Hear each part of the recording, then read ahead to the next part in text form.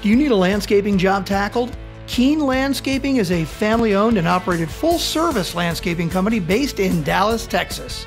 Anything from property restoration and tree pruning or removal to landscape design, construction, and installation, Keen covers it all.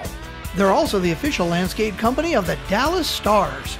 Learn more at keenlandscaping.com. Again, that's Keane, landscaping.com. Welcome to Parker's MMA Show. If you want to learn about all things going down in the fight world, you've come to the right place. Each episode, your host Parker Keane will take a deeper dive into the always entertaining world of sanctioned fist fighting. Now here's your host, Parker Keane. Billy, we're back. Let's go. We got end of the year show upon us, episode 58. We've been pumping them out in 2020. This is our wrap-up show, and we're going to cover UFC 256 that went down, was that 2 weeks ago now? Or last 2 weeks weekend? ago, yep. Yeah, 2 weekends ago. And we'll talk a little bit about last weekend's card, and then we're going to recap the best of 2020. So, back in action this week, Parker's MMA show. I'm Parker. There's Billy. Billy, let's get right into it. All right, let's start with UFC 256. Charles "Do Bronx" Oliveira absolutely dominated Tony Ferguson and cruised to a decision, a unanimous decision on all three scorecards, 30-26 across the board. Billy, what'd you make of his performance? I think Do Bronx, I mean, this is a guy to me who was a prodigy, who was in the UFC at age 20. I mean, you know, he's had a dozen fights at featherweight. He's had a dozen fights at lightweight. I think this is a guy who's finally arrived. I mean, nobody has ever dominated Tony Ferguson on the ground like that. And Do Bronx made it look relatively easy. And that, to me, is evidence of a guy who, at 31 years old now, who's kind of been around the block in the UFC after coming in very, very early on in his athletic career. I think he has finally arrived. I think he's a complete product, finished product, and I think he's very ready to challenge for the title in that division. I agree. I think this is a guy that you and I have both talked about forever that is criminally underrated, especially the last couple of years. He just kind of flies under the radar while he's quietly, pretty much finishing every fight he's in. And to do that to Tony Ferguson, a guy that went on probably one of the best runs in lightweight history, it was crazy. It was I watching it live, I couldn't believe it was actually happening. It was just like, Tony Ferguson has no answer for this dude, period. And you've never seen that from Tony Ferguson. So I totally agree with you. Is this a guy that's been hanging around forever, been around in the UFC forever? And I think now he's hitting his stride and he's ready to make a run at that title. All right, so Billy, let's move to Tony. So for Tony Ferguson, obviously 2 back-to-back losses, both honestly in dominant fashion. One, he just got outstruck and damaged and took a lot of punishment from Justin Gaethje, and then he pretty much gets controlled and dominated on the ground from Charles Oliveira. So for Tony Ferguson, do you think the end is near? Yeah, I do. I hate to say it because I think we've talked a lot about it over the years here. Like, Tony Ferguson is a guy who's an extremely unique fighter, right? And that's what makes him so special to watch as a fan, is like, there's nobody like him. There's nobody with his skill set. There's no next Tony Ferguson coming. It's a question of, kind of when does all the damage, when does all the wars catch up with him? And it seems to be happening. Like, to me, he looks a step slow. And in a quick twitch sport like this, where your reaction time is everything, you can't be a step slow. And that's the way Tony looks to me. And I'm honestly very worried about kind of how he finishes his career. I agree. With Tony, I think his next fight is going to be his real crossroads fight. Tony's not a guy that's going to sit on the bench and not fight and take some time off, which I think personally he should do. He went on a huge run where he was very active, and he took a lot of damage in those fights. And Tony is a guy, if you just cut through the bullshit and kind of say, what does Tony Ferguson do?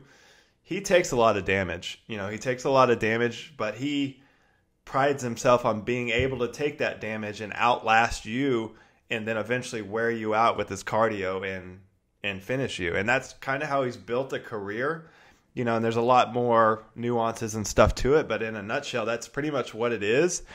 And that fighting style is not going to hold up. It's not going to age well in the UFC. It's not the Alistair Overeem approach where you're continually reinventing yourself. No, it's like Tony Ferguson's been doing the same thing for 10 years. And at 37 years old, man, with all the damage he takes, eventually that's going to come to an end and it's going to fade. And this happens so much in this sport. It's like one day your favorite fighter is, kicking everyone's ass with this style. And then the next day it just doesn't work. The game passes you up and you don't evolve. And I think that's kind of what we're seeing with Tony. But it's just the reality of the sport, and that's where we're at. So, what would you like to see, if Tony decides to turn around here in the next 3 months? What would you like to see differently from him and his camp? I mean, honestly, I'd like to see him do almost like a residency at one of these big MMA camps, right?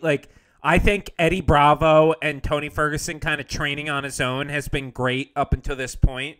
I would like to see him get something that's a little more regimented, where he has a little bit more of kind of known quantities as sparring partners, and just get something that feels a little more normal for what the MMA game looks like today.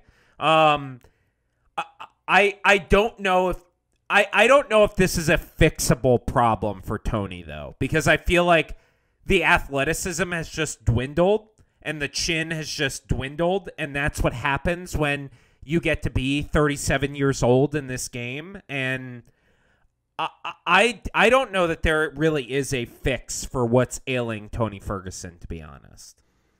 Yeah, sadly, I kind of agree. I think getting back, I think it's been, two fight camps. He's been away from Eddie Bravo and his old head coach, Rashard Holloway. And he's kind of been doing his own thing with his Snapdown Academy or, whatever. I think Tony is a guy that, yes, he's weird. Yes, he's going to do his own thing. Yes, he has unorthodox training, but he does need that structure. He needs someone to tell him, hey, Tony, you're taking a lot of damage. We got to change some things up here and reinvent yourself, change your style a little bit. And I don't think he's getting that. I think he runs the camp, he runs the show, he runs his career, and that's going to get him hurt, and it's not going to end well. So I would like to see some serious changes before he comes back to fight. So that brings me into my next question, Billy. Where do you think Tony Ferguson goes from here? I like the Paul Felder fight. I think it's two guys who are in kind of that same age range. I think they're some of the guys who are probably the top 5 for their kind of generation of UFC fighter. And it's two guys who I think are both kind of at that crossroads of, are they still in the elite of the division, or is it kind of maybe time to hang up the gloves? And so I think that's a perfect fight for Tony Ferguson right now. And I think that's a perfect fight for Paul Felder. If both of those guys want to fight, because Paul Felder's a guy, he's kind of done it all, and I think he's looking for big money, kind of big name fights, and that's it. And I think Tony Ferguson is a guy he would definitely get up for, obviously.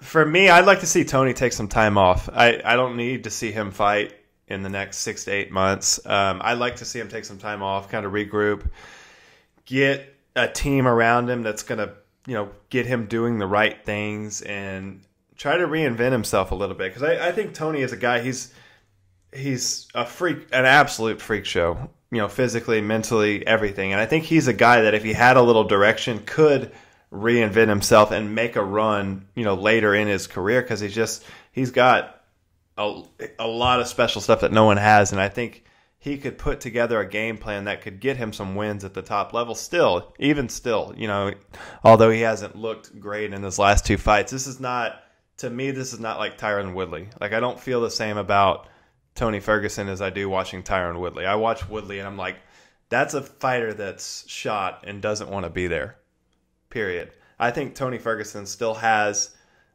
some in the mental department to give in. Obviously, physically, I think he can still get it done with the right guidance. Okay, for Charles, where do you think he goes from here, Billy? It's got to be a title shot. I'm sick of advocating for this guy, right? I mean, I think we have both been on here banging the drum for multiple years now. I mean, as long as we've been doing this show, I feel like we've been talking about Charles Oliveira as a dark horse in this division. He's not a dark horse anymore. Like, this is a legitimate contender for the lightweight title. He needs to fight for a title shot next. Yeah, it was weird. It was like almost a kind of passing of the torch. I felt watching Charles the last year, I kind of felt like I felt watching Tony Ferguson when he was on his run. It was weird. It was like Tony passing the torch to Charles is like the next kind of weird, I don't know, people kind of sleep on dark horse of the division. That's what I felt like Tony was looked at for a long time. But I mean, when I think of it now and I look at the top 5 and I'm like, who's the best matchup for Khabib? It's Charles Oliveira, 100%. Out of all those guys, Gaethje, Conor, Chandler, Dan Hooker, all of them. All of them. Yeah. So that's what I think about him. And I agree. I think whoever's going to fight for the title next, whether it be Dustin or Conor or whatever, if that's an actual title fight, I agree. Charles deserves the next title fight. So great performance from him all around. Very, very impressive. All right, let's move on to the flyweights. Let's talk about some little guys, Billy. You and I called this. So this was going to be a crazy war, and it definitely delivered on all fronts. So our guy, Devison Figueiredo, the god of war, and Brandon Moreno absolutely go to war, duke it out, fight of the year contender for the flyweight titles, put the flyweights back on the map if they weren't already from what God of War had been doing. Billy, this is an awesome fight. What were your thoughts on the fight? Yeah, I mean, like you said, I think we called this. I mean, 100% in our preview of this card, but I mean, still super impressed by Brandon Moreno's chin. I mean, he took some absolute shots in that fight and just kept ticking, kept going forward. I still have questions about Figueiredo's gas tank. I thought he didn't look great in the latter rounds there. I thought he started to slow down a bit, but I also think if he had taken advantage early, he could have ended that fight. So I'm very excited for a rematch. I'm very excited to have a flyweight title that feels like it means something again. This fight was awesome, and I'm hats off to both of these guys because it was a very impressive performance on both of their parts. Yeah, this was just one of those fights where no one is losing stock, anywhere. This fight deserves an immediate rematch, I think. And apparently Figgy was in the hospital twice in the 24 hours leading up to the fight, which is crazy. So maybe that had something to do with his gas tank. And I do think moving forward, he's just a huge guy. I mean, he's absolutely shredded at 125, not an ounce of fat on him. I don't think that's sustainable. I think we will see him move up to 135. But while it lasts, these two fighting at 125 is awesome. I mean, sign me up for this whenever. They have to fight again. And then, I think, you and I have talked about it before. I think eventually Cody Garbrandt will come down there. But I don't want to see anything else at flyweight besides these guys fighting again. So awesome fight. Probably one of the top 5 fights of the year in a year that had a ton of crazy fights, and we'll get to that later. But do you agree with the decision on the low blow? The low blow, they took a point away from Figgy, and that basically made it a draw. He would have not cruised their decision, but he would have won a decision without that point being taken away. So do you have any issues with that? No, I thought that was absolutely the right call. I would actually like to see referees go with Jason Herzog's lead there and take a point more often in that situation, because I thought very clearly it was, I don't mean to, I don't want to say that Figueiredo, had a low blow intentionally, but it's as close to intentional as you're ever going to be able to spot from a referee's perspective. I mean, it was clear as day. There was no like sudden movement or anything like that. So I'm totally fine with him taking a point for the low blow, and I would actually like fighters to be more careful about that. So I would be fine about more referees taking more points in the future. Yeah, in the moment, I thought it was a little drastic, but I tend to agree with you after sitting back and thinking on it. It's like, yeah, in a fight like that, a 5-round war, something like that could totally change the course of the fight. So looking back at it, I don't have a problem with it. In the moment, I was like, that's a little aggressive. But you see it end up being a big factor in the fight. So I agree. I think the fighters maybe need to just be a little more careful with it. But yeah, I didn't have that big of a problem with it. So, all right. So were you surprised with Brandon Moreno's ability to hang with the guy that has that kind of power at 125 in Figgy? I mean, honestly, a little bit, right? Like, we both talked about how Brandon Moreno is a game contender. He's a game fighter. He's got a good chin. But, I mean, we both think Figueiredo kind of has otherworldly power at 125. And he took his best shots. I mean, you can't sit there and tell me that Brandon Moreno didn't take Deiveson Figueiredo's absolute hardest power punches. Like, he did. He took him on the chin and he kept moving forward. So, I mean, hats off to him. I was really impressed by that, honestly. And, like, I think that is something that needs to get talked about more when we talk about Brandon Moreno. Is he's just a tough guy. And that is going to make the difference for a guy like him who has such good wrestling. Yeah, I expected that kind of fight from him. I just thought he was a warrior, and he was going to walk through, some of those big bombs early, but to do it over 5 rounds, that was super impressive. And I don't know what impact the weight cut has on Figueiredo. Like, maybe if he goes to 135, is he more powerful, in his natural weight? It's one of those things. It's like, we'll see as his career progresses. But that was awesome. That was just an awesome fight and awesome performance by Moreno. He established himself as that's a clear-cut number 1 contender, period, at 125. All right, so do you think the UFC needs to book an immediate rematch for these guys? And if not, I really don't see anything else. But if they don't, what else could they do? Yeah, I mean, I think immediate rematch is a no-brainer. The only other way I could see that happening is if Henry Cejudo somehow wanted to come out of retirement and fight Deiveson Figueiredo. I think that would probably throw a monkey wrench in the rematch plans. But other than that, I think a rematch is the obvious choice. Yeah, I don't see Henry coming back at 125. I think if he comes back, he's going to jump back in the mix at 135. There's just a lot bigger fights there and a lot more the UFC could do with throwing him in the mix. So, yeah, 100%. I think the next fight for these two guys is the rematch. And I think the winner will get Cody No Love maybe sometime in the summer. So, yeah, be on the lookout for the flyweights. That was an awesome fight. Like I said, probably top 5 of the year. If you haven't seen it, go back and check it out. It was absolutely awesome. All right, Billy, let's talk a little bit about the rest of the card. Any other fights or fighters on here that stood out to you? Yeah, one for me that has kind of become a must-watch fighter is Rafael Fiziev. I mean, the Matrix. Guy just lays an unreal kickboxing combination to knock out Hinata Moicano. I mean, that guy is just, it's so technical, but it's so exciting. Yeah. I have to watch him whenever he's fighting. So I really loved watching that guy. How about you? Yeah, I agree. That knockout, that combination was so vicious to put Moicano away. For me, it's Kevin Holland. That dude, he just, anytime he's on the TV, he's got my eyes.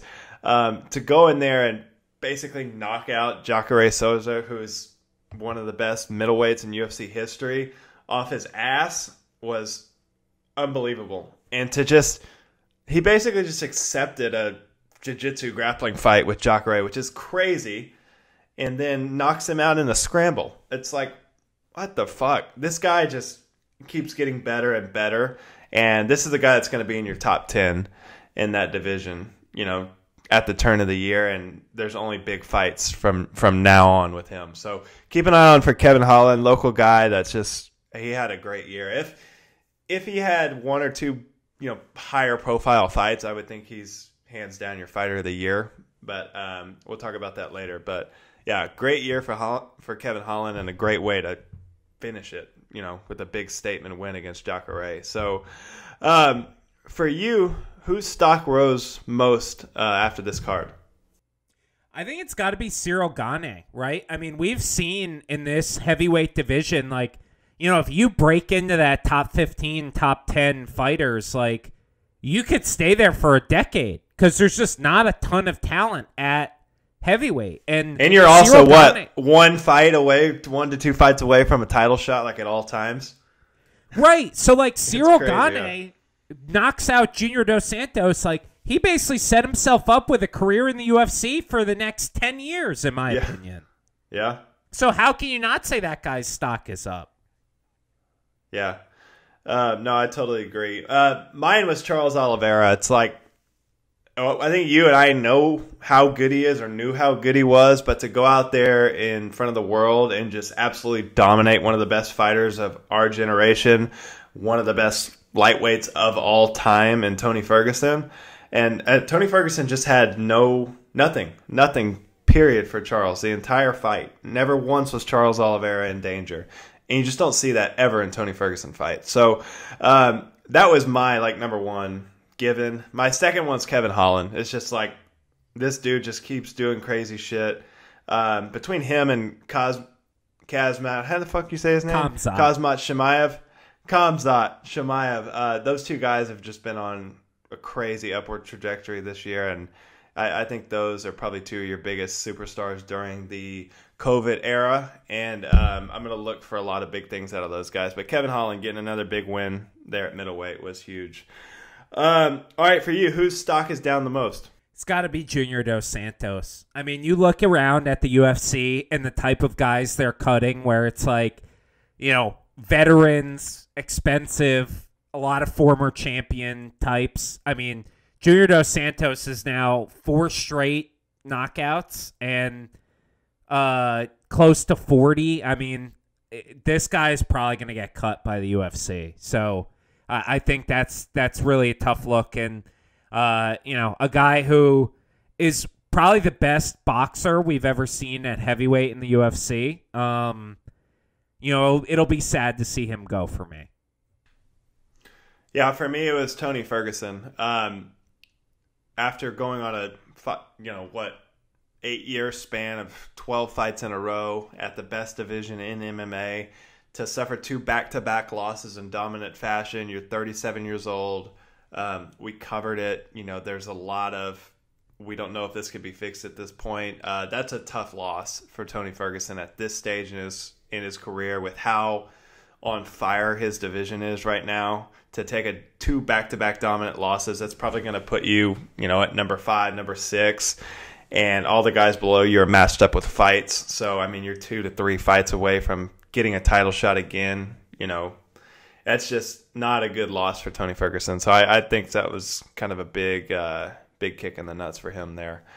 But all right, so that was that for that card. Let's move on. This last weekend's card, we had Stephen Wonderboy Thompson back in action after a decent layoff, taking on Geoff Neal.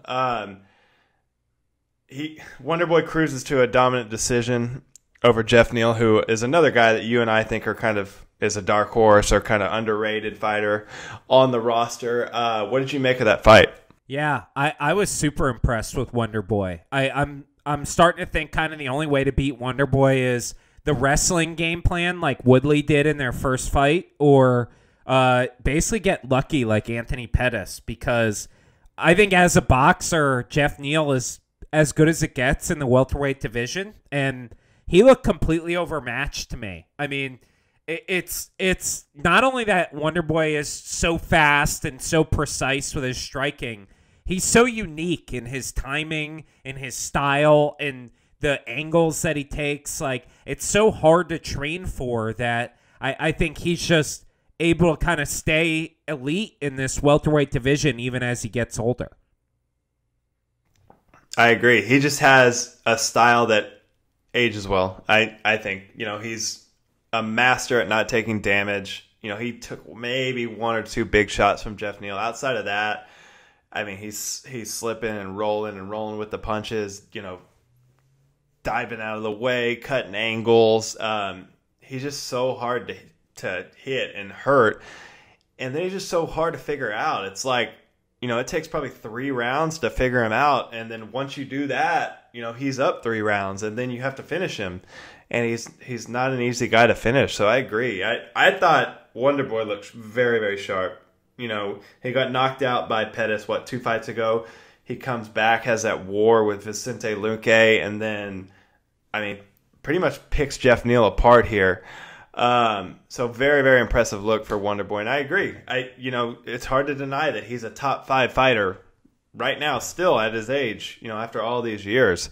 So, for Geoff Neal, this is a guy that you and I have been very, very high on.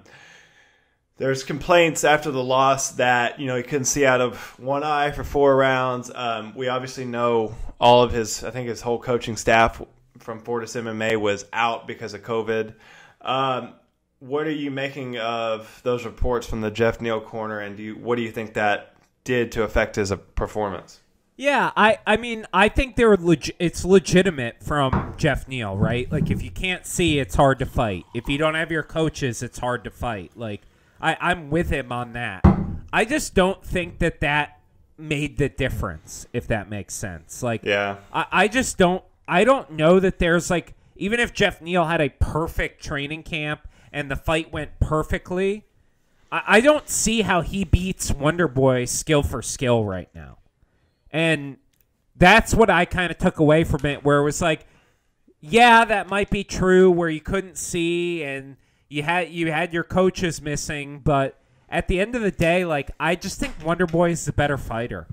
And, like, that's kind of my takeaway from Geoff Neal's claims, excuse me. Yeah, I agree. I think on that night, I just don't think he was ever beating Wonderboy. Wonderboy seemed so sharp, so confident. He just seemed levels above Geoff Neal in the striking department. So, I buy the eye. Imagine fighting Wonderboy Thompson with one eye. Imagine fighting him with 2 eyes. Right. It's like, yeah, shit's coming from all angles. You got one eye. It's not a good recipe, fighting Wonderboy. And then the coach, you're going to have to say the name. Saud. Our Dallas guy. He's obviously got an awesome track record in the UFC with the guys he's brought up through Fortis. So, it sucks not having your lead corner man, but it's something a lot of fighters have had to work through, with COVID and the whole pandemic era. So I don't think that's that big of a deal. I think the bottom line, Wonderboy's just levels above him on striking, in the striking department right now. So for Wonderboy's kind of became another one of these guys, like we talk about, Alistair Overeem, guys like that, he's 37 years old now. And with this dominant victory, it's like he's still relevant. So, and still commands big fights. You have guys, some of the biggest names in the sport, calling him out. Like we've seen Jorge Masvidal has been calling him out for the last year. So for you, where do you think Wonderboy goes from here? I'm 100% down for NMF versus BMF. Like, give me the Jorge Masvidal fight. I think that's perfect. Like, that was fun in 2017. It's still fun. Like, it was a good fight. Like, I could get excited for that again. So I want Wonderboy against Jorge Masvidal. I think it's a great fight. Yeah, totally. I was there live, Madison Square Garden back then. This is a fight that I think Jorge, who since that fight has became obviously one of the biggest superstars in the sport, has been wanting to get back. That was kind of like his turning point fight where it's like, hey, I'm done point fighting these guys. We're going to try to finish dudes.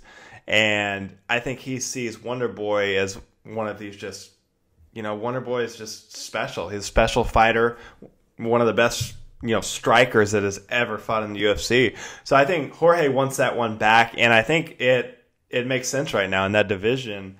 I think they're 4-5 maybe or something like that. So, matchup-wise, it makes sense. It's a big fight. It'd be a big payday for both guys, especially Wonderboy, who hasn't got the biggest paydays maybe throughout his career. I'm 100% down. And I think that's your number one contender fight between those two guys. I really do. awesome for Wonderboy. Wonderboy looked spectacular, and he's just another guy. He keeps changing his style up a little bit, evolving, reinventing himself, and coming back stronger. So, all right, for Geoff Neal, obviously tough loss. He got battered in this fight. Where do you think Geoff Neal goes from here? Yeah, I'd like to see him fight the loser of a fight that just got booked, Michael Chiesa against Neil Magny. I think whoever ends up losing that fight is going to be kind of in a similar position in their career to where Geoff Neal is. And I just think that's a perfect matchup. And I'd like to see Geoff fight either Neal or Michael Chiesa. Okay, cool. I had Vicente Luque. I just Great think fight. stylistically that's a crazy war fight. Those guys are going to be ranked probably right about the same after last week. So it makes a lot of sense. But yeah, I love that Chiesa Neil Magny fight. That's a freaking awesome fight. And that's on the Fight Island cards. I'm not sure which one, but yeah, that'll be an awesome fight. All right, so for Wonderboy, where does he fall in your top 5 at welterweight right now? So I actually have him third. I was really impressed by this. I think Usman is the clear number 1 and Burns is the clear number 2. But then I had Wonderboy right there. I mean, I thought nobody's ever done this to Geoff Neal. So I had Wonderboy there, and then I had Jorge Masvidal following Wonderboy, and then I had Colby Covington. So I think those 3 are really, really close, but that's kind of how I had it shaken out. Yeah, I mean, for Geoff Neal, there was a big step up in competition. He's never fought anyone like Wonderboy, ever. For me, I still have Usman number 1, Burns number 2. I have Colby at number 3. Which is a fair ranking. That's just where I think. I think that yeah, those 3 are so close.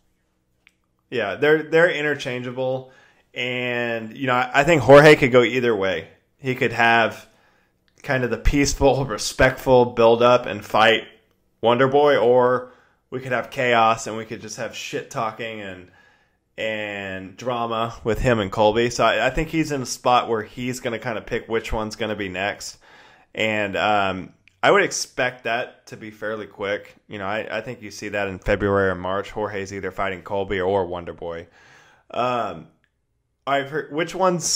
Which fight would you be more interested in? The Jorge Colby fight or the Jorge Wonderboy fight? Jorge Colby. That's a better build up. Yeah, 100%. All right, but I mean, Wonderboy's right there. Like I said, I think he's one fight away from a title crack again. So very, very impressive for Wonderboy. Any other fights on that card you want to talk about? I just want to talk about, Jose Aldo has looked so good at 135, and this was just another example of that. He beat that kid up, Cheeto Vera, and Cheeto is a good fighter. I don't know. I was really, really impressed by that. Yeah, it just goes, 135 is so crazy right now. To me, that's probably your best division. Either that or lightweight. But, yeah, another great performance from Jose Aldo there. All right, this is our end of the year awards. This is the second annual end of the year awards. So, 2020, in my opinion, the UFC and MMA as a whole made the best of it.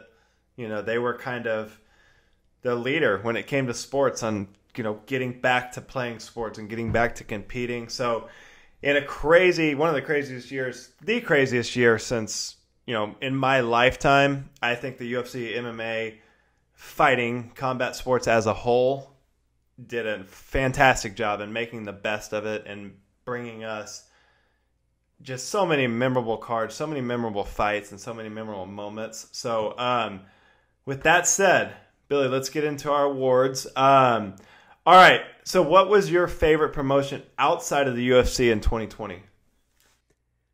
It has to be the Thriller on Triller, right? It has to be Mike Tyson. That was so much fun. That whole night was so much fun. It was well presented. It was something different. I don't know. If you want to talk about my favorite, that's it. I really enjoyed that.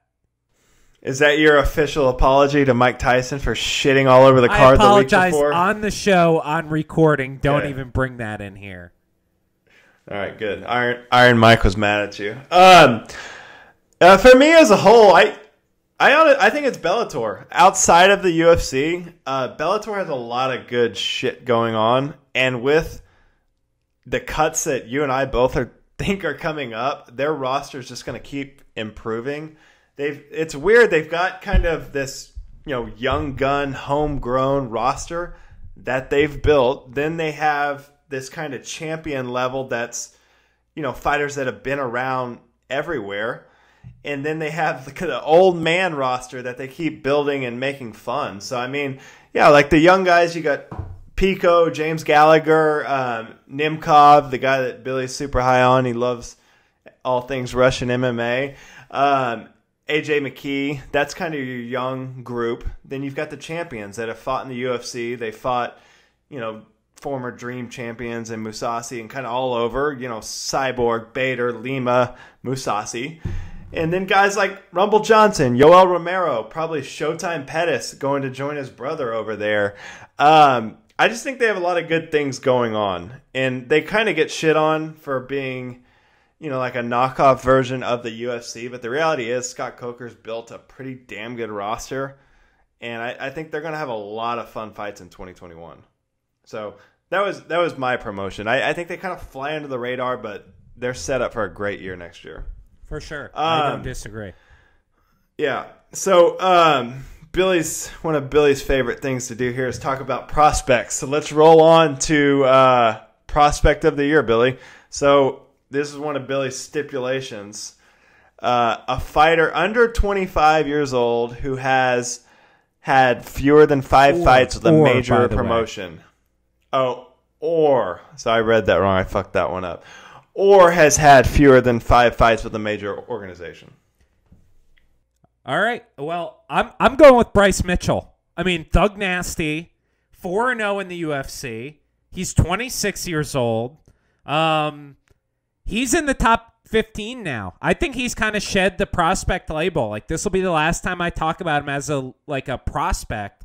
2 decisive wins over Andre Fili and Charles Rosa in 2020. A guy who I think kind of put the featherweight division on notice that he's not just the camo shorts guy. Like, his jiu-jitsu is really that good. His striking has certainly improved. I expect big things out of Bryce Mitchell. Yeah, he's not just a tangle his nutsack and a drill guy. He's like the redneck Arkansas version of Khabib. So, yeah, that dude is very, very impressive. I think he's got an injury right now. He'll be back in 2021, so definitely keep an eye out for him. Mine is our guy, Cyril Gane. I think he's only got 4 fights, or three or 4 fights in the UFC, but he's now 7-0, 6 finishes, just viciously knocked out a former champion in Junior Dos Santos. Still very, very green. Very green. He reminds me a lot of Francis Ngannou, who I believe is actually one of his training partners, but he's got probably the second best body in the heavyweight division. The dude looks like a freaking French goddess. And he's an animal. He's going to be a lot of trouble for a lot of these heavyweights. And he's young, which is very, very important in the heavyweight division. This heavyweight division is aging out. Your favorite heavyweight fighters are 35, 36, 37, going to 40. And this dude's just getting started. So I think this could be a household name in the heavyweight division for the next 10 years. So definitely keep an eye out on this guy in 2021. All right, Billy. This is where you're going to thrive. What's your favorite submission of the year? I went with Aljamain Sterling submitting Corey Sandhagen. I think just like the build-up for that fight, it was considered a definitive #1 contender fight at bantamweight. The speed with which he just took the back and got the submission, that for me was submission of the year. It just the stakes, the kind of how slick Aljo was with it. I was so impressed by that.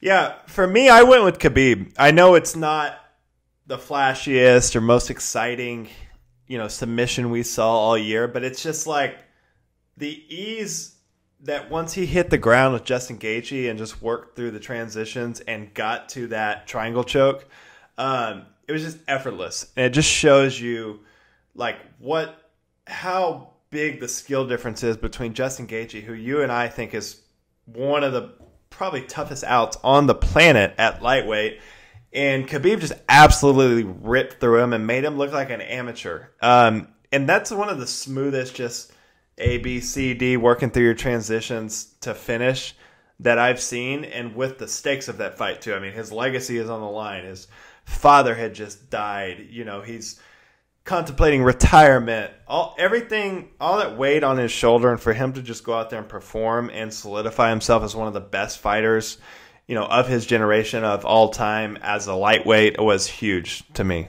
I think that was a big statement from Khabib. So, Billy, let's move to knockout of the year. What was your favorite knockout of the year? I'm actually glad we waited until today to do this, because my pick is from this past weekend. Kevin Holland knocking out Jacare. To me is... I'm down with that. That's one of the most impressive knockouts we've seen this year. When you think about the stakes, when you think about that's Kevin Holland, I believe it's his 5th win in the UFC this year. Just all the circumstances surrounding that. I mean, that's my knockout of the year. I mean, off his butt just puts, you know, a guy who was at one point probably the best middleweight in the world, and Kevin Holland put his lights out from his butt. I mean, that's pretty impressive. And then gets on the mic and calls out our guy Khamzat to fight 7 days from that night. Love Kevin Holland. Got to get him on the show. All right, for me, it was the guy that Kevin Holland absolutely dispatched of earlier this year, Joaquin Buckley. In my mind, I think that's the greatest top 5 greatest knockouts of all time. 100% the greatest knockout of this year. 100% probably the most athletic knockout I've ever seen in my life. So that was my number one. That went viral. Obviously, we've watched that 1,000 times. I had 2 runner-ups, both from the 135-pound weight class. Sugar Sean O'Malley's crazy one-punch knockout of Eddie Wineland. I think that's a fantastic knockout. And then Cody No Love with the walk-off knockout of Rafael Assunção. That was an awesome knockout too. But all in all, like we said, 2020 delivered. I mean, there's so many great memories, so many knockouts, so many finishes. So yeah, but that was my top one. All right, this is a new category. We've got the Still Got It Award. All right, so the Still Got It Award is a fighter who's over 35 years old or has had more than 15 fights with a major organization. Who is your Still Got It Award candidate? For me, it's Glover Teixeira.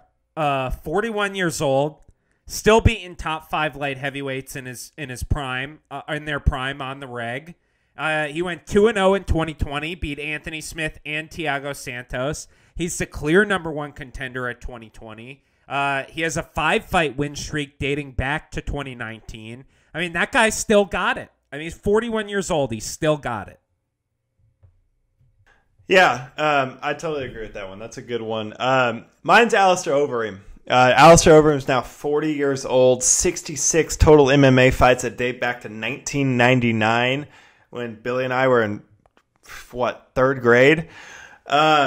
He's won 4 of his last 5, currently sits at number 5 in the heavyweight division.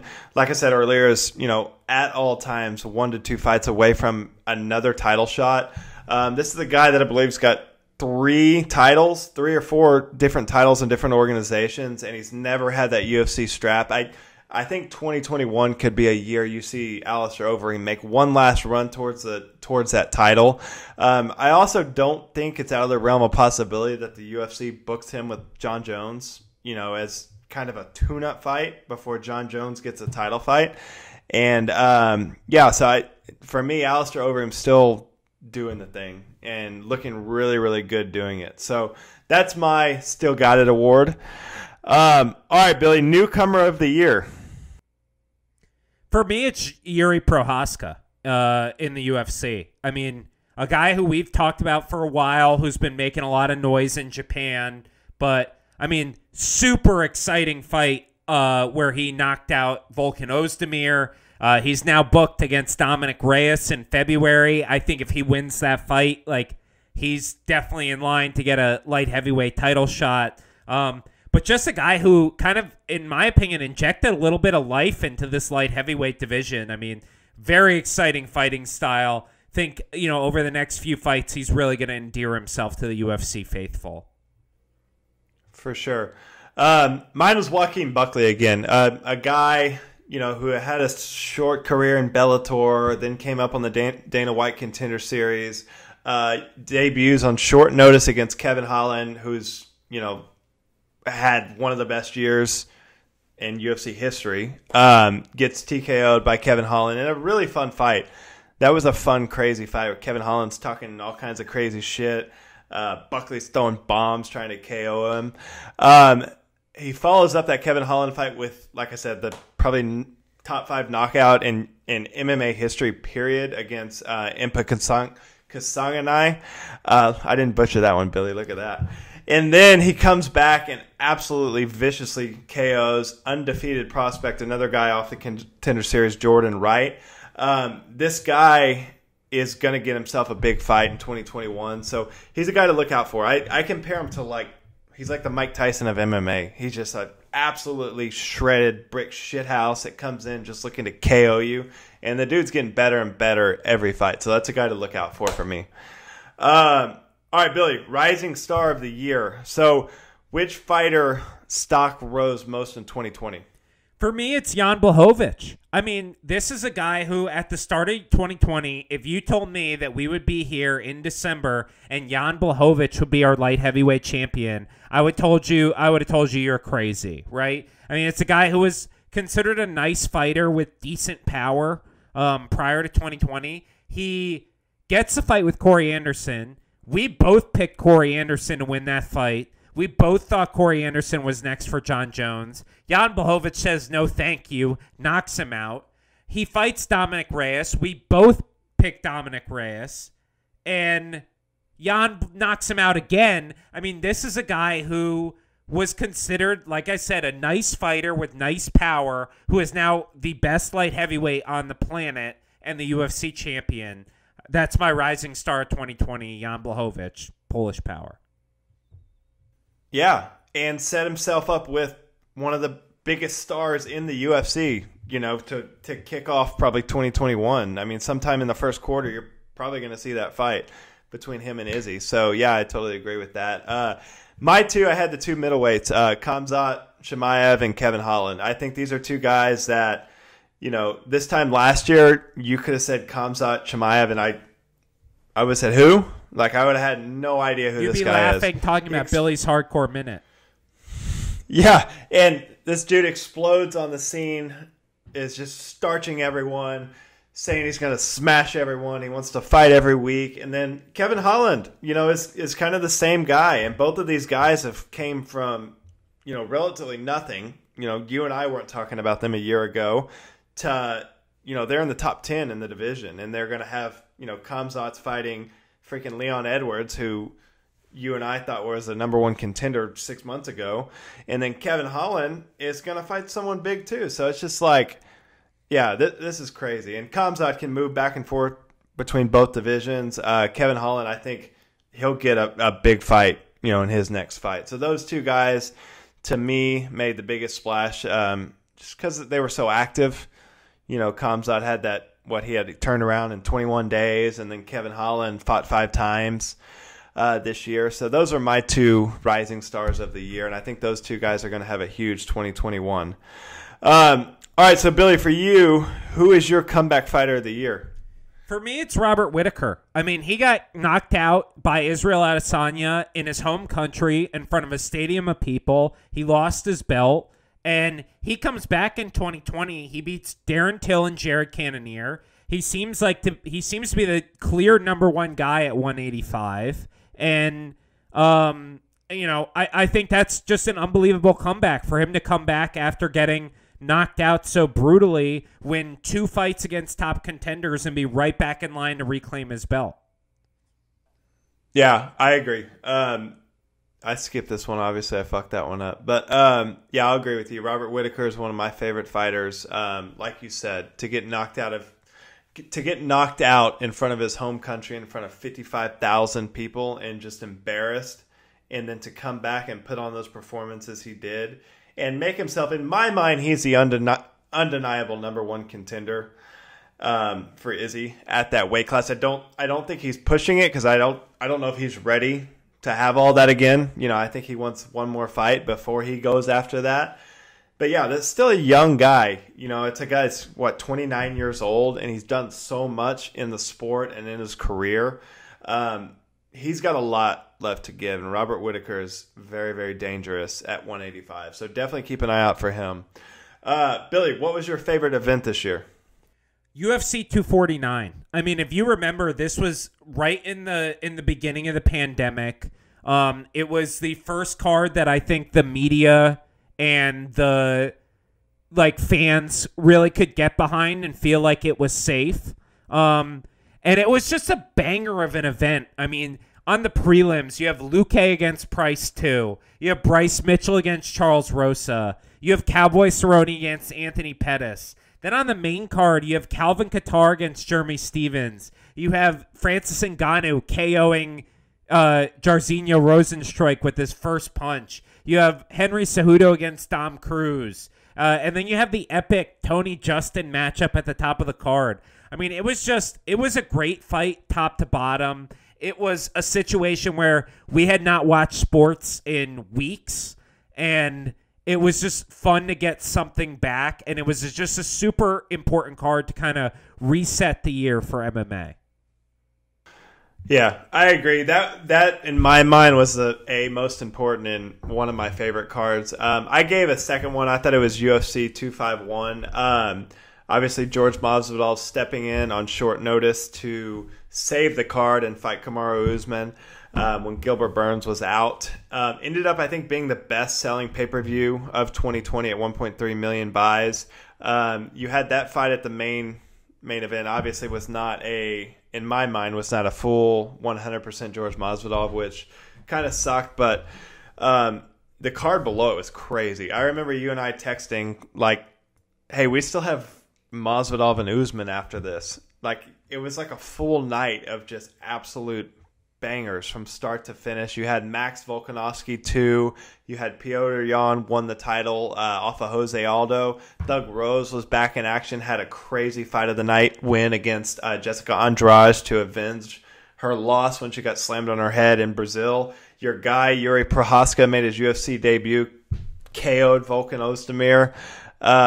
Yeah, just a great card, great action fights all across the card, but that's one I'll remember. So, Billy, who is your 2020 fighter of the year? For me, my 2020 fighter of the year is Israel Adesanya. I mean, he beat Yoel Romero. He demolished Paulo Costa in something that I think will be on his highlight reel for the rest of his career. He booked his 205 title shot against Jan Blachowicz. He signed a endorsement deal with Puma that is the first of its kind for an athlete like Israel Adesanya. I mean, I feel like we finally saw him really break out this year. He really felt like a star to me. He felt like the biggest fighter in the UFC. That's my fighter of 2020. I agree with the Israel thing. I think this year, if the Yoel Romero fight went slightly different, I think he may be on the same level as like Conor and Khabib. If he just went in there, had a crazy war, and starts Yoel Romero. But I think that lingers on him a little bit. So I think, although I think he's on the way to being your next biggest MMA global superstar, I went with Davison Figueiredo. 3 title fights, 3 victories by finish. Had that epic war with Moreno a couple weeks ago. Fight of the year contender. Put the flyweights on the map. A year ago, we were talking, everyone's calling for, hey, we don't need flyweights anymore. Let's get rid of the flyweights. No one watches this shit. Henry Cejudo, moved up and wasn't there anymore. And now you and I are jacked up about talking about flyweights again. It's a relevant division again. And I think a lot of that is from our guy, the God of War. So I'm going to give that to him. This year, I agree. Israel had incredible year and probably some higher profile fights, obviously, but the body of work and the title defenses and title victories, I'm going to go with Figueiredo. All right, Billy, you and I are definitely going to be in agreement on this fight. So your fight of the year. It's Weili Zhang against Joanna Jędrzejczyk, and if you don't pick that as fight of the year, like, I'm willing to fight you. Any MMA media member, if you do not pick this as your fight of the year, this is the best fight of the year. It was the most technical brawl I've ever seen. It's for the title, the two clear top strawweights in the world. I mean, it was so good that they canceled all other strawweight titles fights for the rest of the year because Joanna against Weili, nothing can measure up to it. Like, it is that good of a fight. It is a truly epic battle between two women who are at the top of the game. I mean, they are the two best fighters in their division, and they left it all on the line. They left it all in the cage, and I can't wait to see the rematch.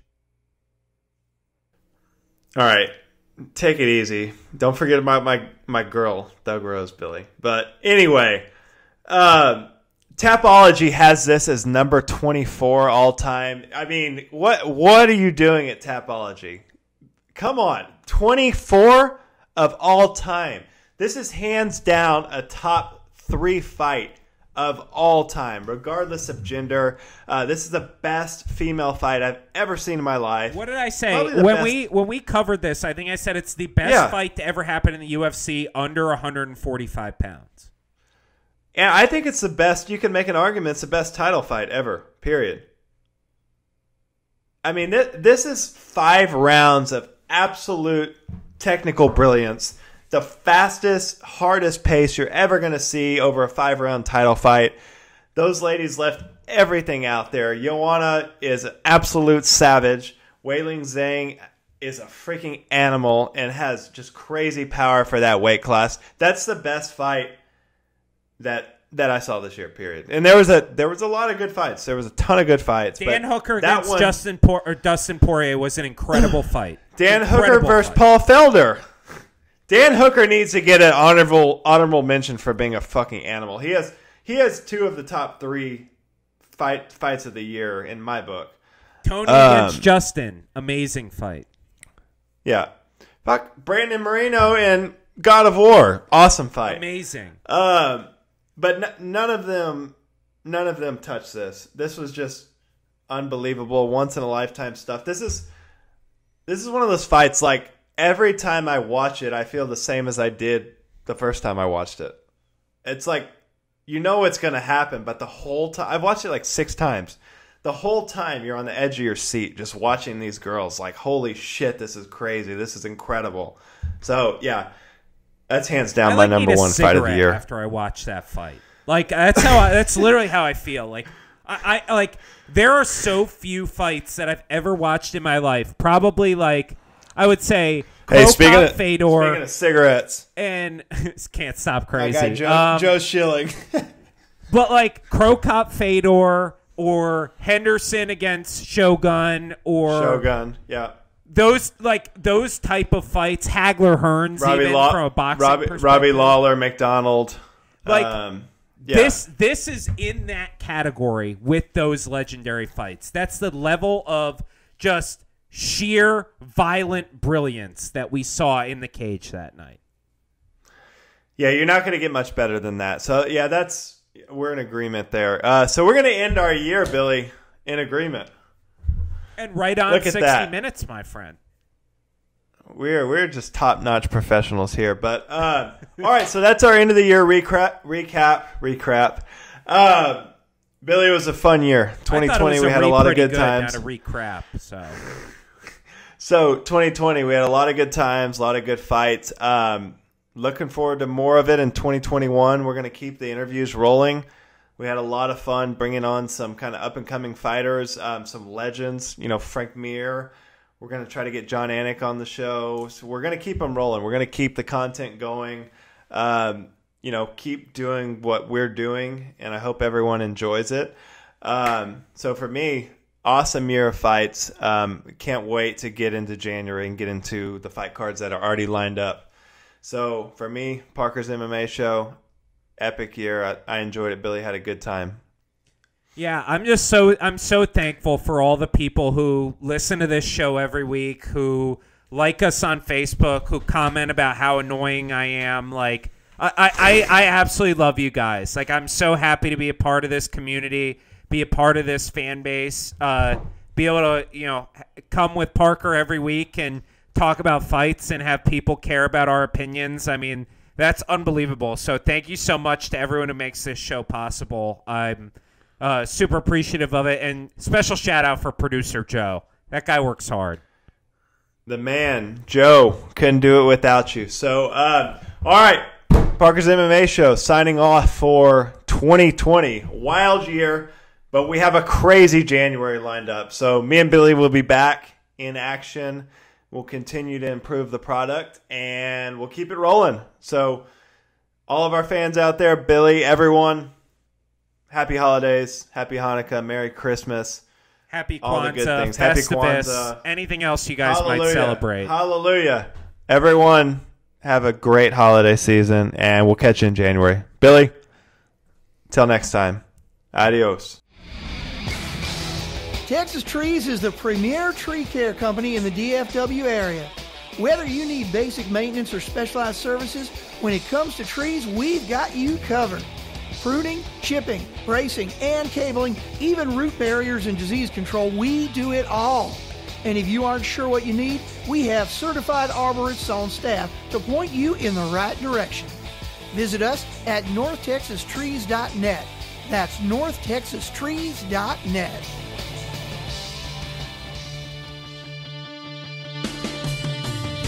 Thanks for listening to Parker's MMA show. Take a moment to rate and review on Apple Podcasts or wherever you get your podcasts, and visit parkerkeensmmashow.podbean.com for additional information on Parker and to stay up to date on the latest drama in the fight world. For more information and important links about today's episode, check out the show notes.